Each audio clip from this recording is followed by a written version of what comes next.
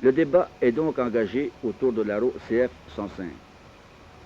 Il est incontestable qu'il représente le summum du progrès dans le domaine de l'avion de combat et que le maréchal Slemon a parfaitement raison de le recommander. Mais on peut aussi comprendre que le gouvernement ne veuille prendre de décision avant d'avoir examiné le problème sous tous ses angles militaires aussi bien qu'économiques. 20 février 1959, l'usine Avro à Malton, au Canada, de nos jours Mississauga, tourne normalement. Des centaines d'ingénieurs travaillent sur ce qui est, à l'époque, l'un des chasseurs les plus avancés du monde. Et pourtant, le soir même, des milliers de personnes de ces équipes ont perdu leur emploi. Dans les semaines qui suivent, le gouvernement ne se contente pas de simplement annuler le programme. Il ordonne la destruction totale des avions déjà construits, mais également des avions en cours d'assemblage, des outils de production et même des plans. C'est ainsi qu'aujourd'hui, il n'existe plus un seul Avro Arrow complet sur Terre. Mais alors pourquoi le gouvernement canadien a détruit sa plus belle chance de réussir? Dans les années 50, on a peur que des bombardiers soviétiques passent par l'Arctique canadien pour attaquer l'Amérique du Nord. Pour se protéger, la Royal Canadian Air Force veut donc un nouvel intercepteur capable de voler haut et très vite. Avro Canada prend le projet, et là où plusieurs décideraient de commencer par faire des prototypes, à les tester, puis à les lancer en production finale, ici on s'attaque directement à la chaîne de production finale, comme si l'avion avait déjà été validé donc. Dans les faits, c'est-à-dire qu'on a un gain de vitesse, mais un risque beaucoup plus élevé si quelque chose tourne mal. Et ça n'a pas raté. Le 4 octobre 1957, le premier Arrow est dévoilé devant des milliers de personnes, à l'usine Hamilton, donc au Canada. C'est une date assez importante car l'Union soviétique lance également Sputnik 1, le premier satellite artificiel de l'histoire.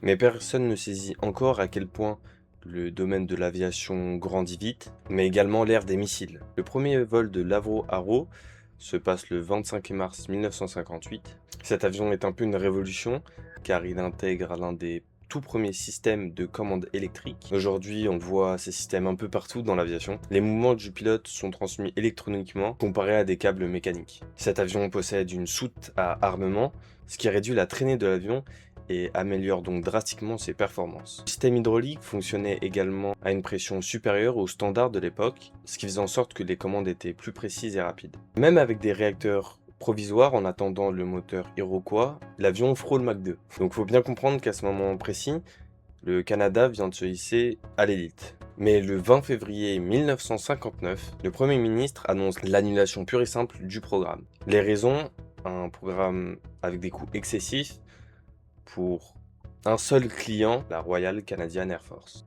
De plus, le gouvernement annonce qu'il mise plus maintenant sur les missiles sol-air pour intercepter les bombardiers, comme le missile sol-air Beaumark de chez Boeing.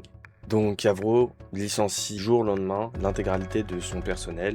En quelques heures, plus de 14 000 emplois sont supprimés. Mais dans les semaines qui suivent, on a un nouvel ordre qui surgit. Détruire tous les avions déjà construits, mais également les cellules qui sont toujours en cours de construction. Les outils, les plans, la raison officielle étant de ne pas laisser une technologie classifiée tomber entre de mauvaises mains. À noter qu'entre 1954 et 1957, Avro a fait des tests sur l'aérodynamique, ce qui a donné naissance à 9 maquettes, 1/8 de la version finale de l'Avro Arrow, propulsée par des fusées au-dessus du lac Ontario.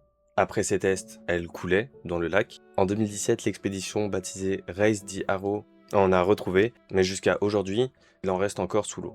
Mais avec la rapidité de l'annulation de ce programme, beaucoup de soupçons ont commencé à émerger et de théories comme quoi les Américains auraient exercé une pression pour éliminer une concurrence de l'industrie aéronautique. Pour les ingénieurs et techniciens d'Avro qui n'ont pas pu retrouver d'emploi, beaucoup sont partis aux États-Unis, certains ont rejoint la NASA et même participé au programme Apollo. Aujourd'hui, il ne reste que quelques fragments de l'Avro Arrow. Le nez et le cockpit du 6e exemplaire n'a jamais été détruit, ainsi que des sections d'ailes qui sont conservées au musée de l'air et de l'espace à Ottawa, le reste n'existant plus que sur les photos. Aujourd'hui, dans les débats, on ne cesse de raconter ce qu'aurait pu devenir cet avion si on lui avait donné une chance.